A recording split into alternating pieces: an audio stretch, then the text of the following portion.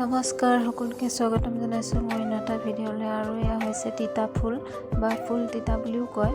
আৰু এয়া মই ৰ'দত দিছিলোঁ, তাকে ভাবিছোঁ আজি বনাওঁ আৰু মইনো কেনেকৈ বনাওঁ আপোনালোককো দেখাওঁ আৰু আশা গাইছ। এইফালে তিতা ফুল বা ফুল তিতা বুলিও কয়। আৰু এইফালে মই পিঁয়াজ অকণ সৰহকৈ কাটি লৈছোঁ, এইফালে জলকীয়া 4টা লৈ লৈছোঁ আৰু এইফালে আলু দুটা সৰু সৰুকৈ কাটি লৈছোঁ। আজি ভাবিছোঁ আপোনালোকলৈ এটা তিতা ফুলৰ ৰেচিপিকে দিওঁ। তিতা ফুল ভাজি বহুতে খাই ভালো পায় আৰু বহুতে বেয়াও পায় বাৰু তিতাৰ কাৰণে।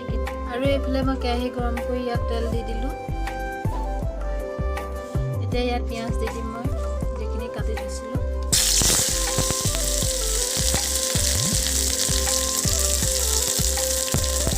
পিঁয়াজ মই সৰহকৈ দিছোঁ কাৰণ চালি আপোনালোকেও সৰহকৈ দি ভাজি চাব। ইয়াতে টেষ্টি হয় খাবলৈ আৰু বতৰৰ বস্তু বতৰতে যদি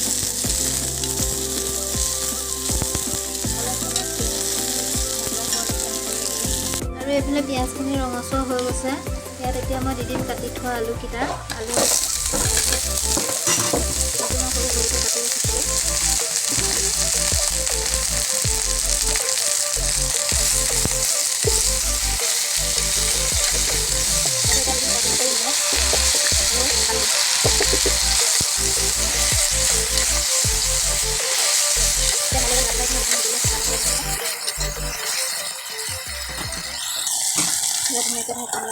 অলপ সময় সিজিবৰ কাৰণে।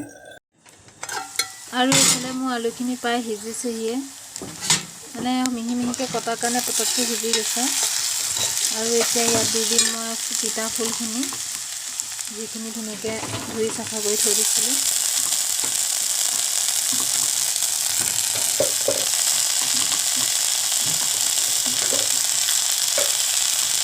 যিখিনি এতিয়া ধুনীয়াকৈ লৰা সিজিবলৈ দিম।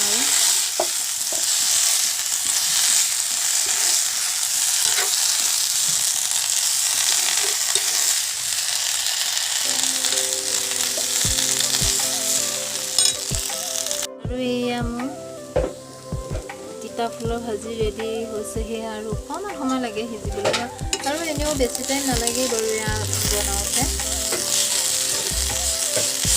এয়া ফ্ৰাই হৈছেহি আৰু অকণমান সময় ৰাখি এনেদৰে সিজিব দিম। গাইছ, এয়া মোৰ তিতা ফুলৰ ভাজি হৈ গ'ল। আৰু এই আমাৰ ভাজি নমাই দিলোঁ। কেনেকুৱা দেখিছে ক'ব। আৰু আজি যদি মোৰ ভিডিঅ'টো ভাল লাগিলে তেতিয়াহ'লে লাইক, কমেণ্ট, শ্বেয়াৰ আৰু প্লিজ চেনেলটো যিসকল নতুনকৈ চাই আছে তেওঁলোকে ছাবস্ক্ৰাইব কৰি আগবাঢ়ি যোৱাত সহায় কৰিব বুলি আশা